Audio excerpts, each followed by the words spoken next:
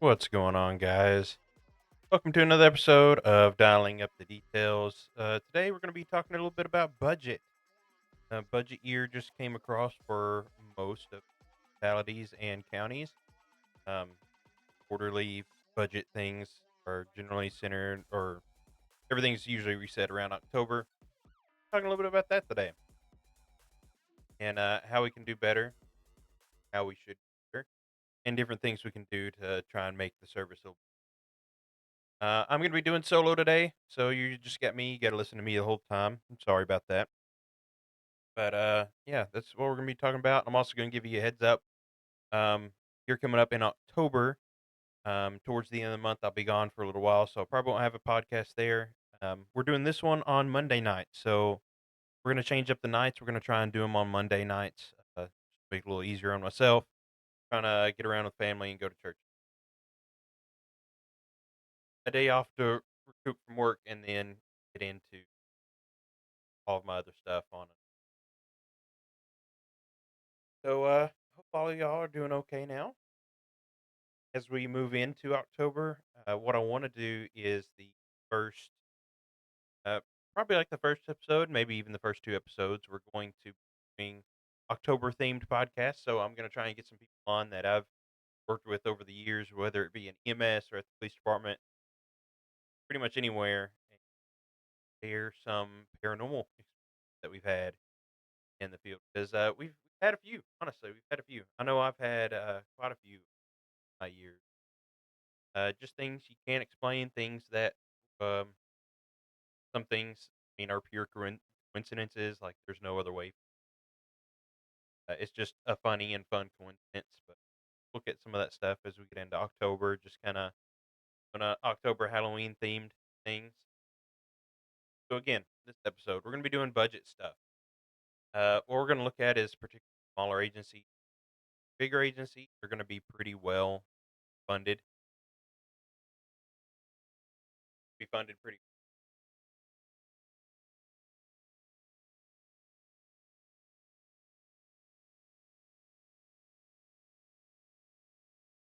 Um,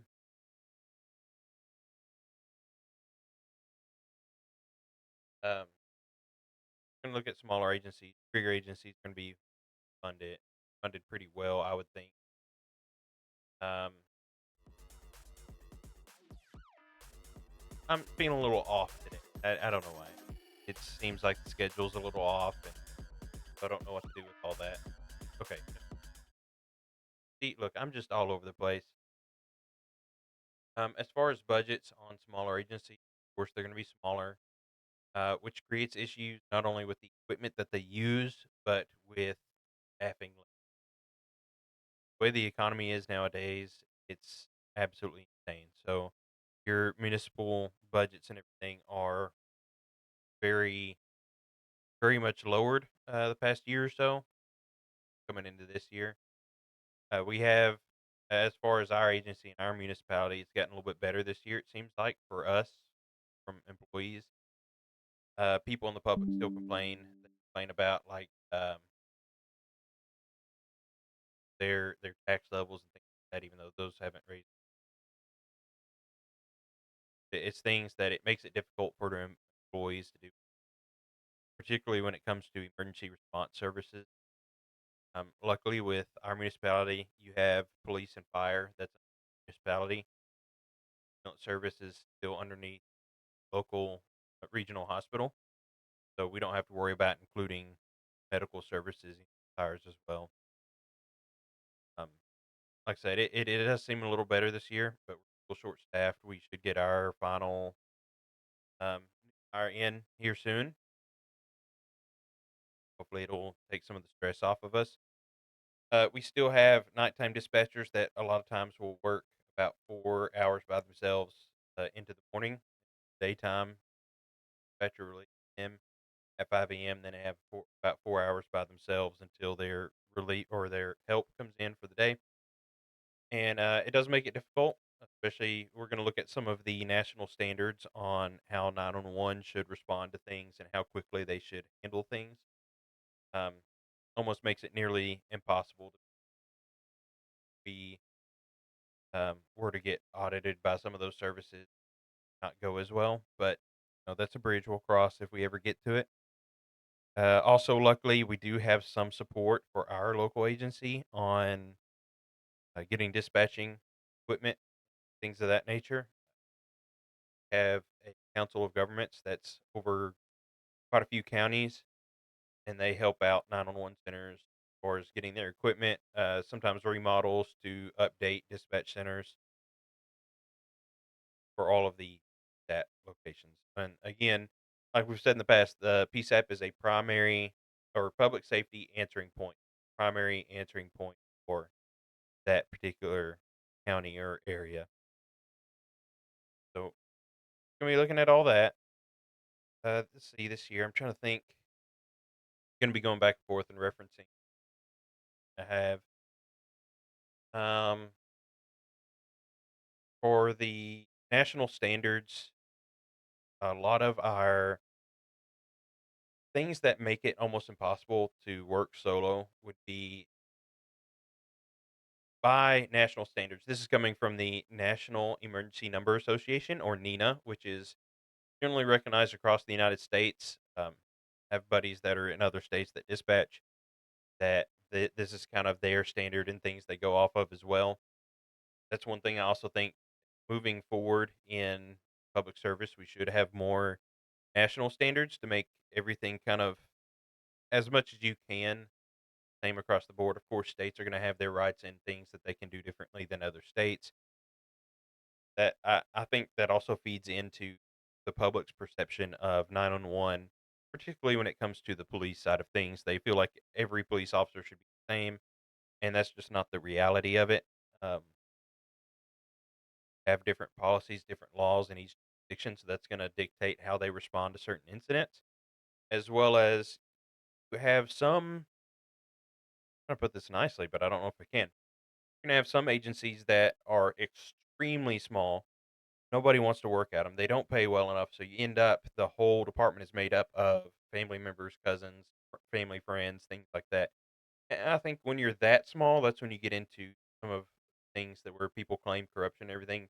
Like some of the things these departments do are actually super funky. If you get online, watch documentaries and stuff, it doesn't make sense how they deal with things sometimes. As well as when you get into the mega agents that just cover so much, and then your commissioners and your chiefs and things like that tend to be sometimes the things they do don't exactly make sense. They're having to go off of a mega city's city council and city management.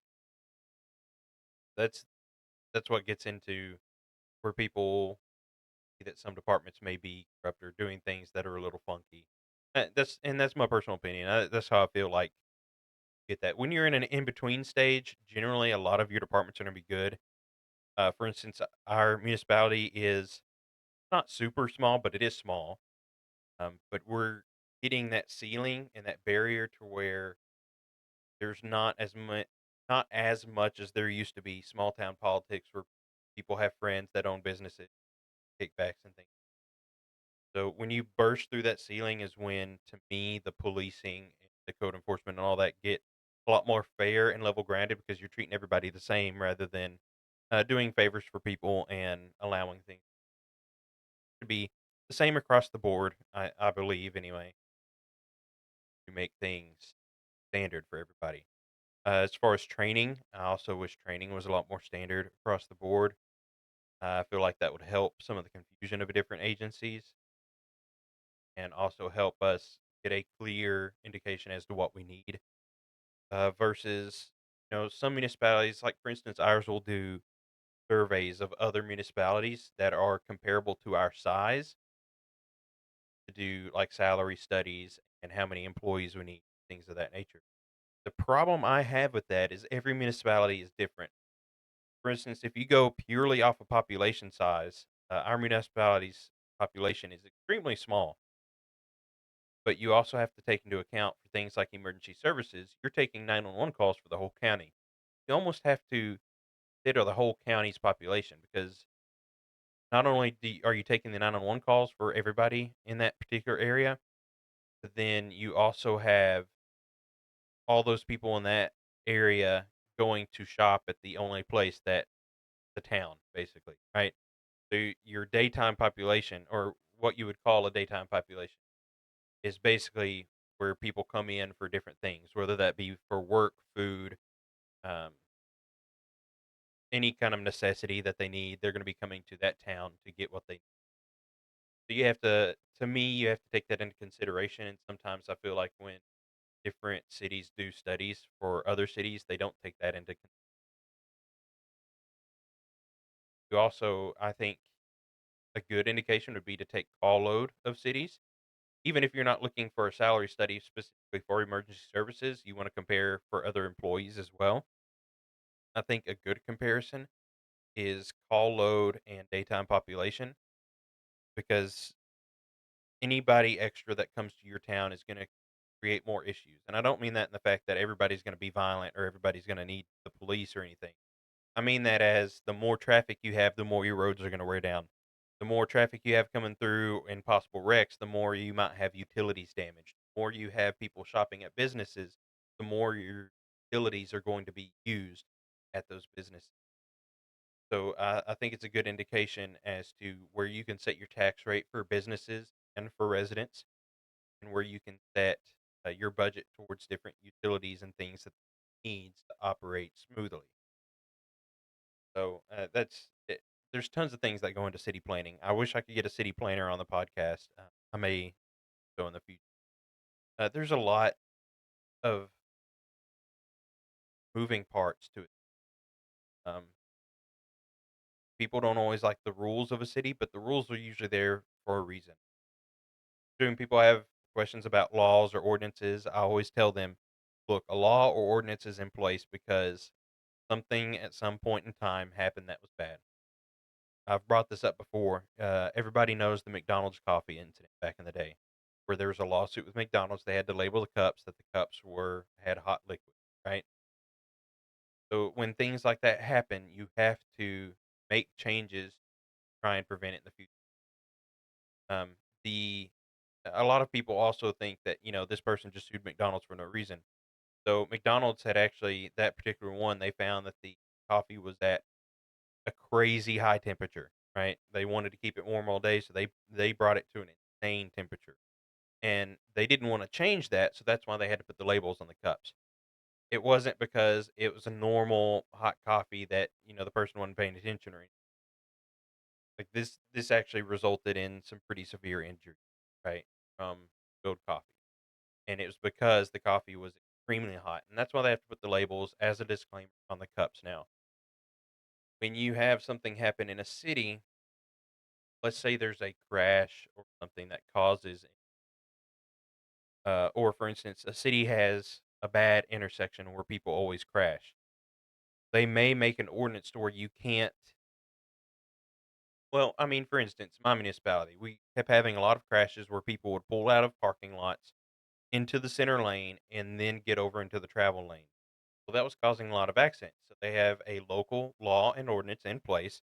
Cannot turn into the middle lane and then merge over. You're gonna go across lanes, you're gonna have to go all the way across.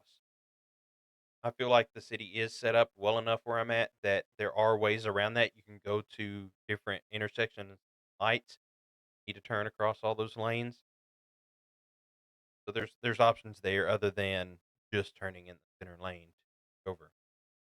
But things like that create laws and ordinances. They're there for a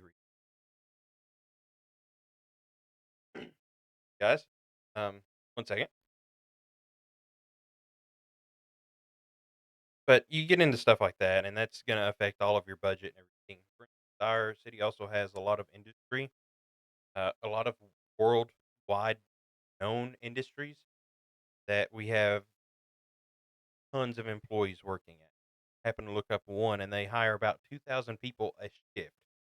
So that's 2 day shifts, 2 night shifts. Both all of those shifts have 2,000 people. That's eight about 8,000 employees. Like that's insane. So you think about a cruise ship has about 2,000 people. Like a cruise ship worth of people that are coming into your city from other places every single day. And speaker industry, we've had people from out of state that.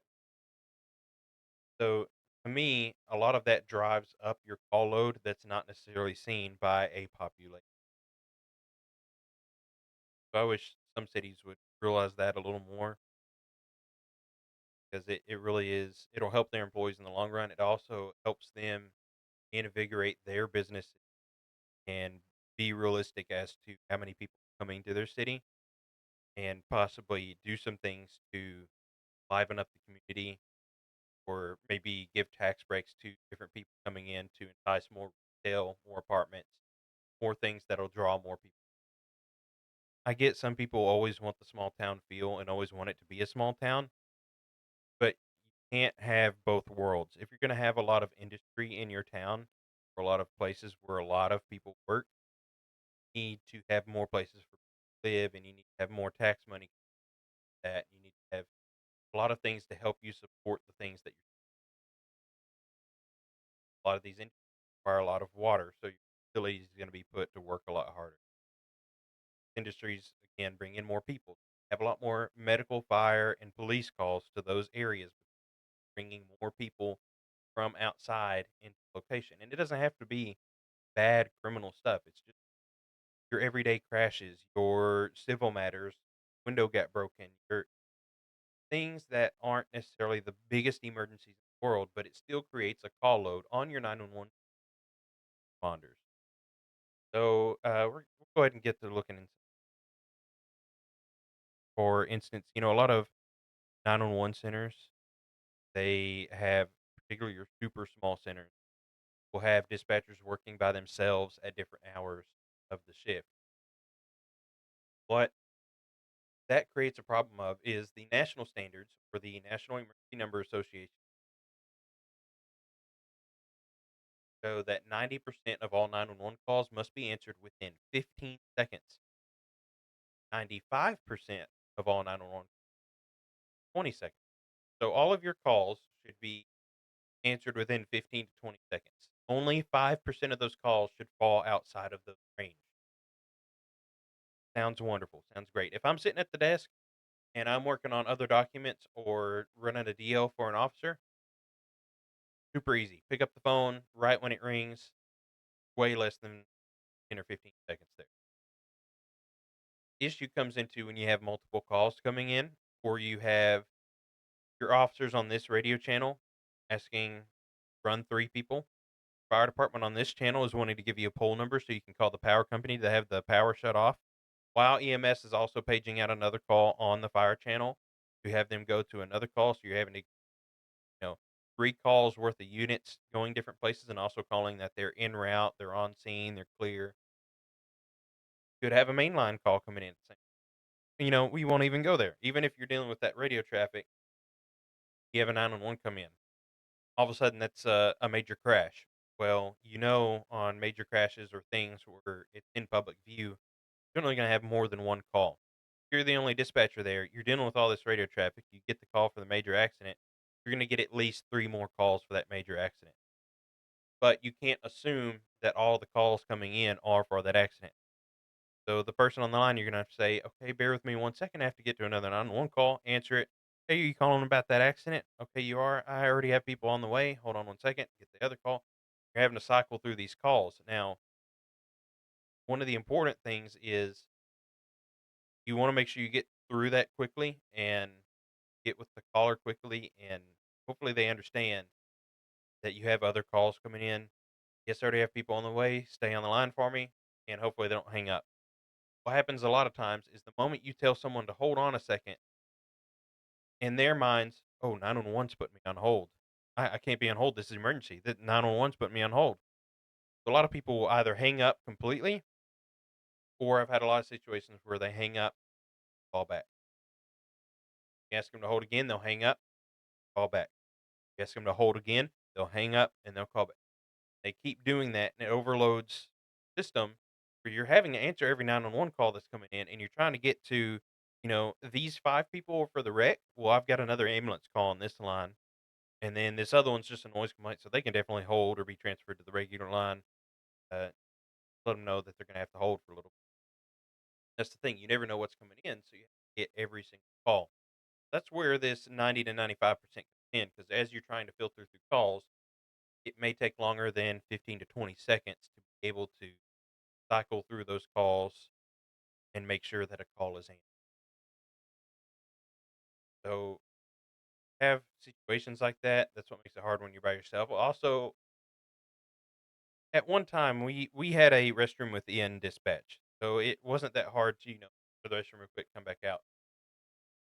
But look, people's bladders aren't all the same.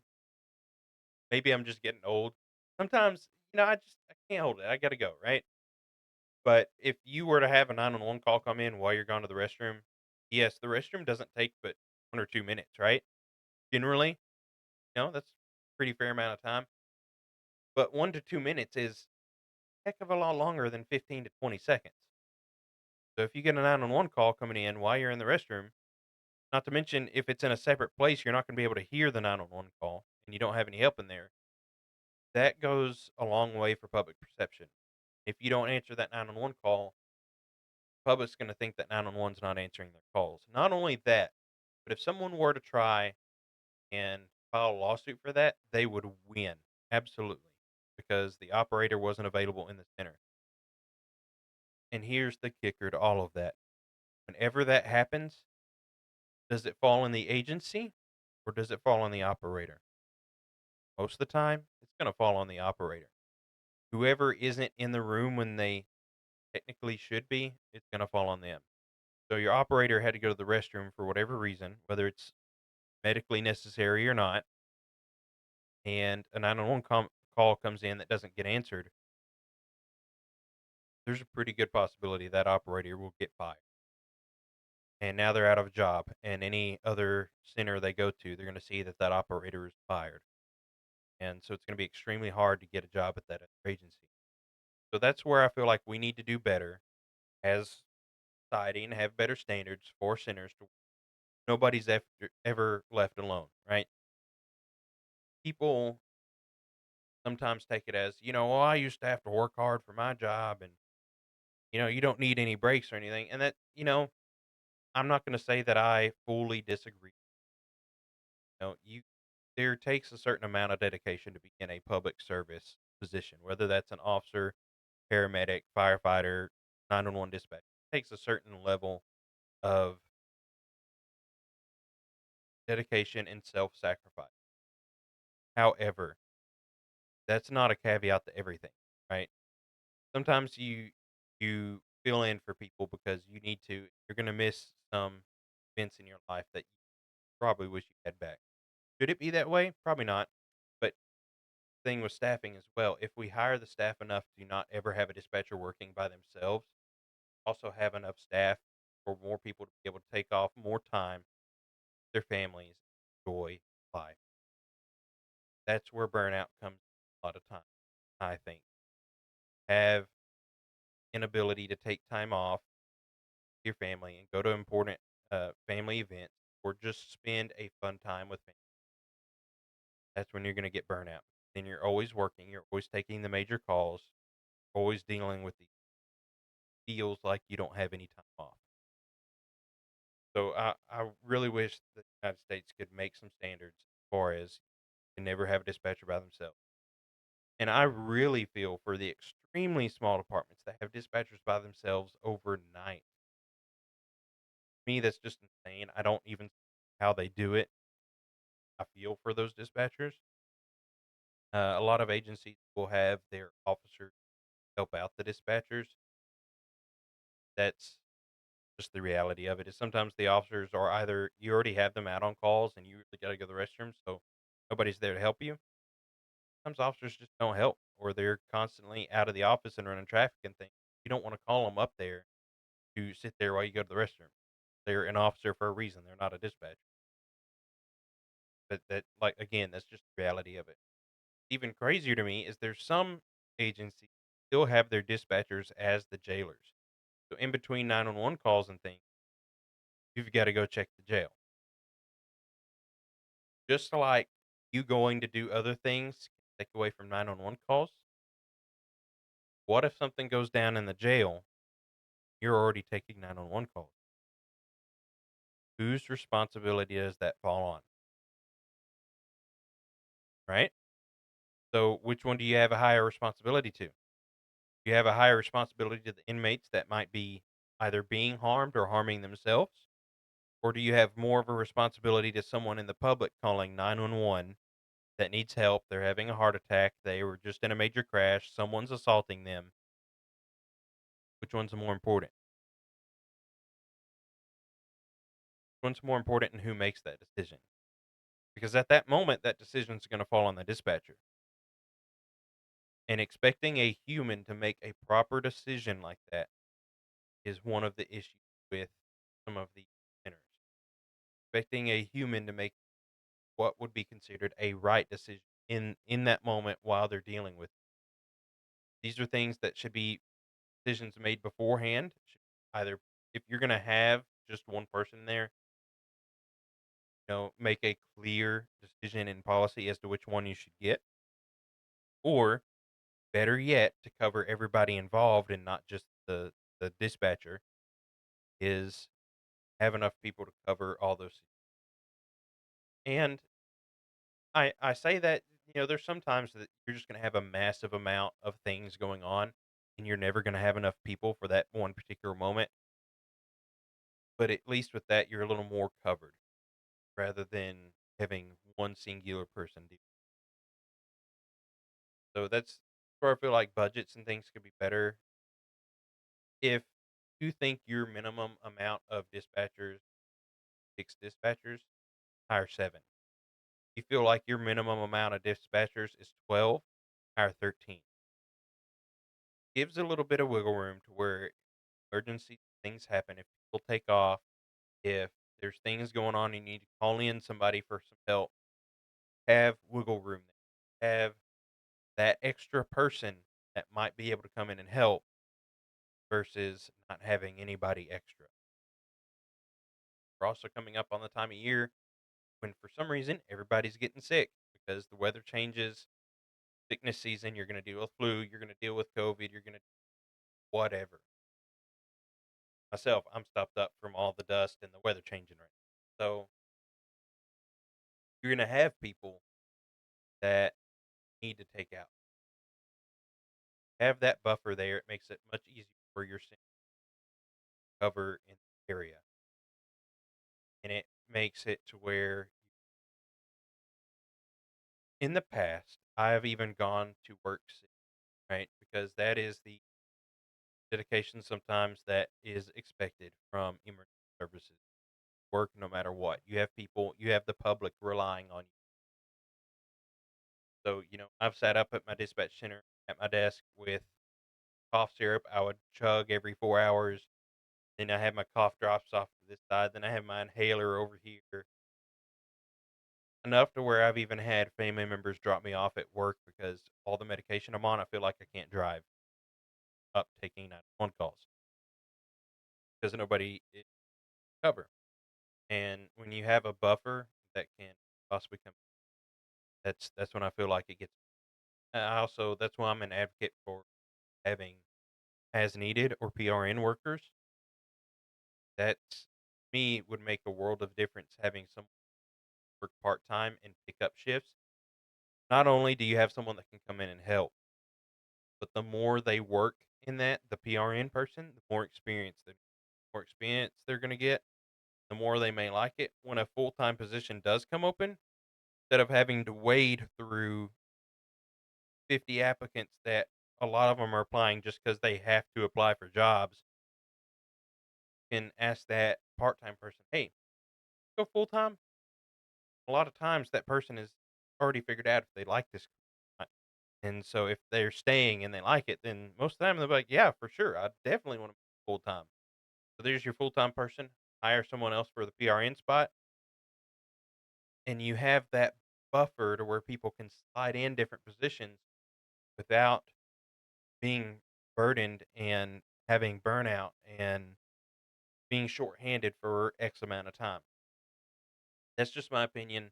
I'm not the smartest man in the world, and I also have no power over any that.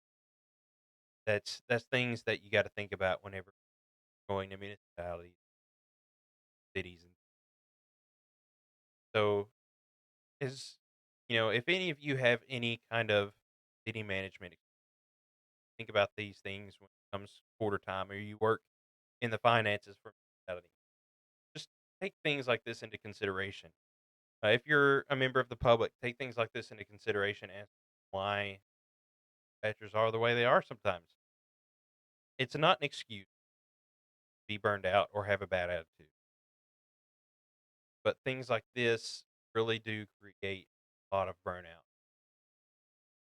and it makes dispatchers and officers and responders a way that they should be shorthanded and they're dealing with less than they not gonna how you create more injuries, how you create more burnout, and that's how you create more of a turnover jobs. Turnover is what feeds the cycle again. So when you get to a certain point and you start having that turnover from all of these other side effects, that's when it just starts feeding itself and going in a loop. Hard to exit that loop. You're caught in the whirlpool at that moment. Yeah, very. We've been over the no relief or bathroom break. High volume incident makes extremely hard, if not impossible, single dispatcher to deal with some that. Then let's just say the off chance that there is a medical emergency that happens within dispatch when a single dispatcher is there. First of all, they have to call 911 themselves if they're able to do that.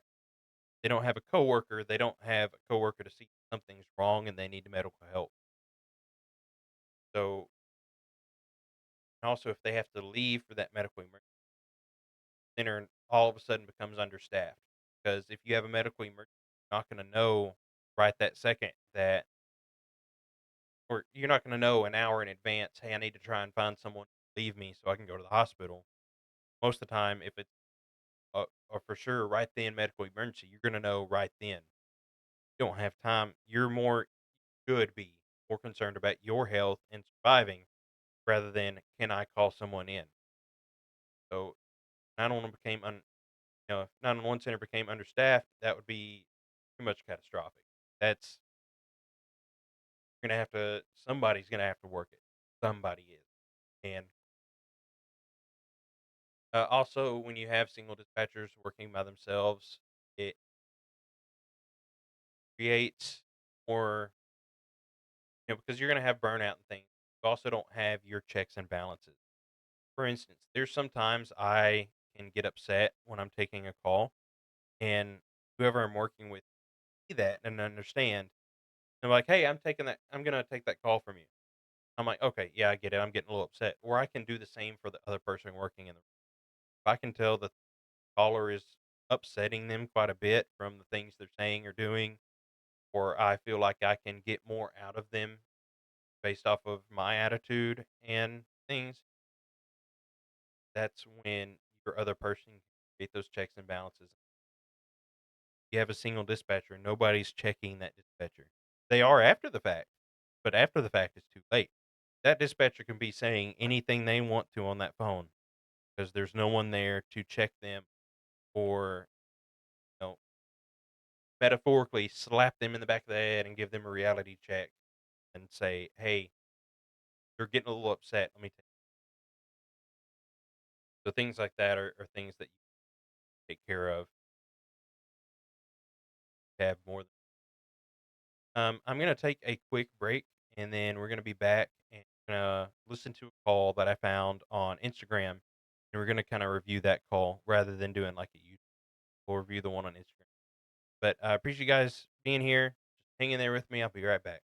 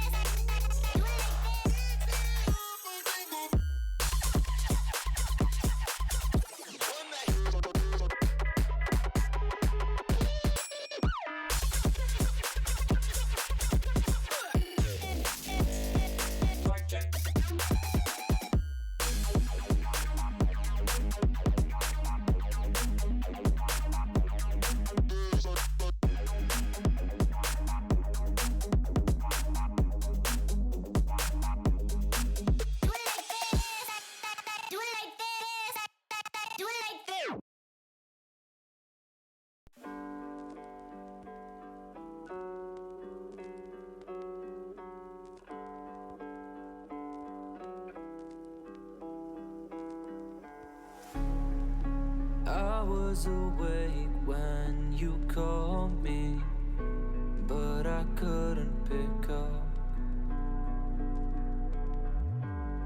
Stuck thinking Alright, guys. about why I'm so We're going to come back real lonely, quick. even when I've got love. Okay, so on this one, you guys are just going to be able to hear it. So we'll listen to it and go from there. Here we go. Hi, I have a suicidal teenager at House 503 Nighthawk Drive. I need an ambulance immediately.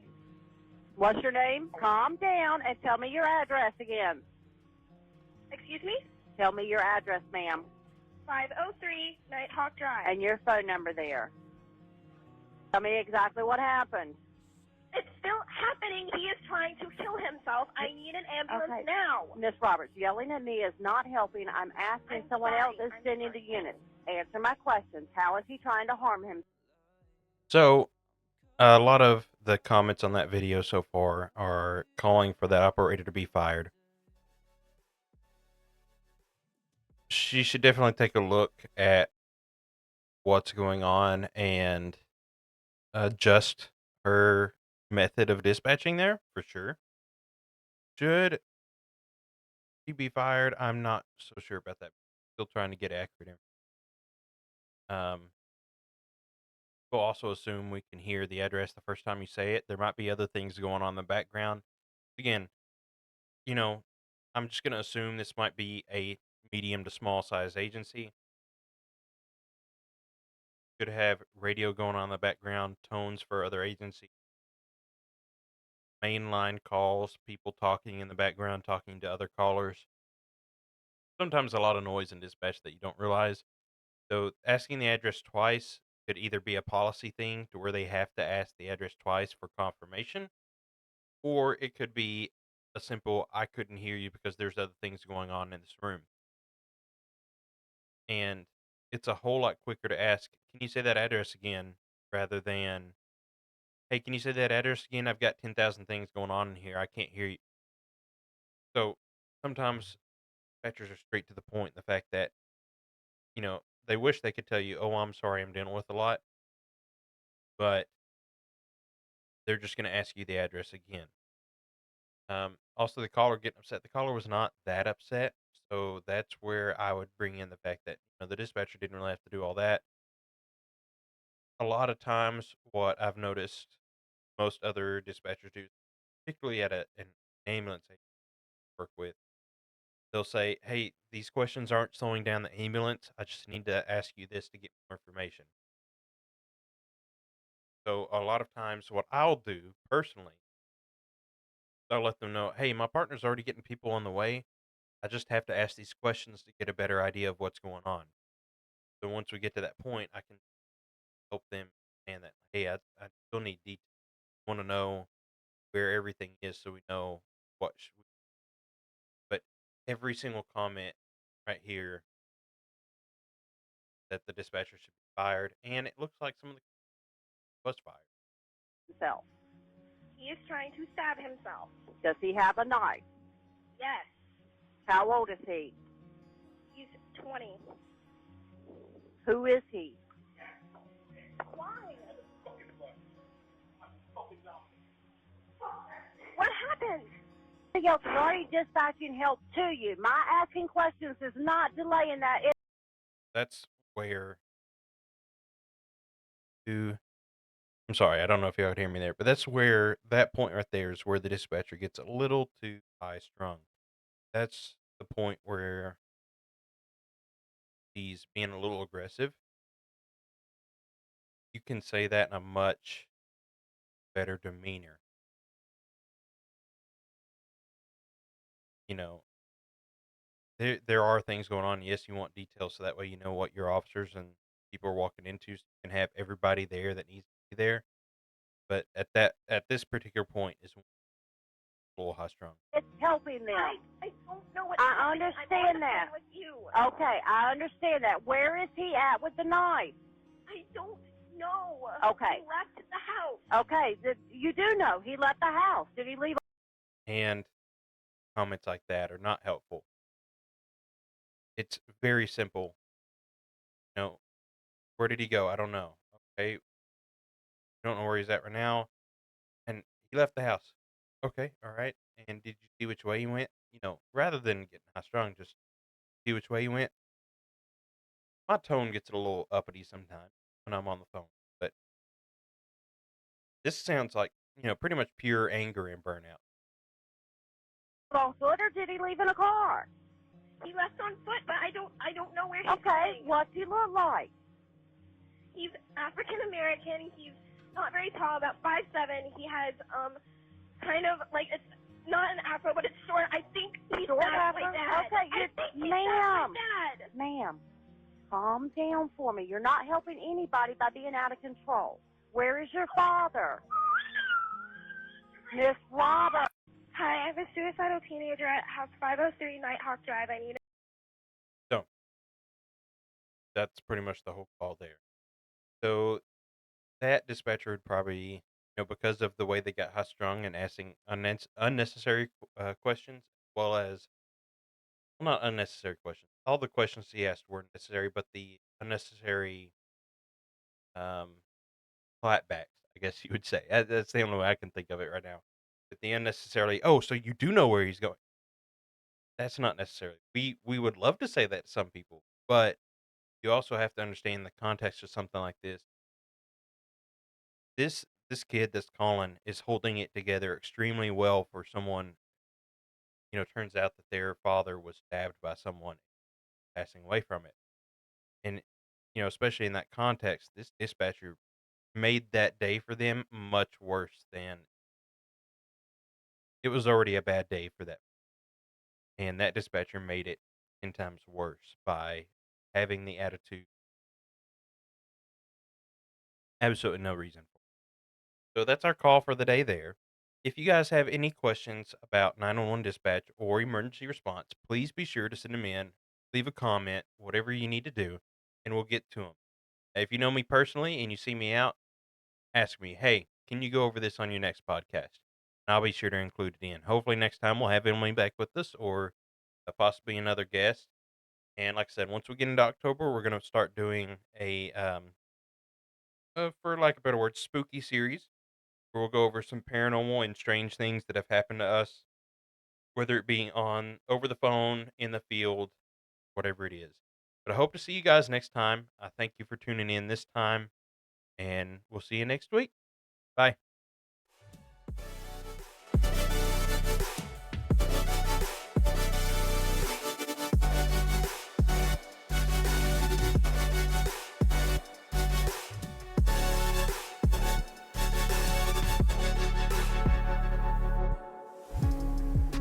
I'm staring down at the empty, so full of regret.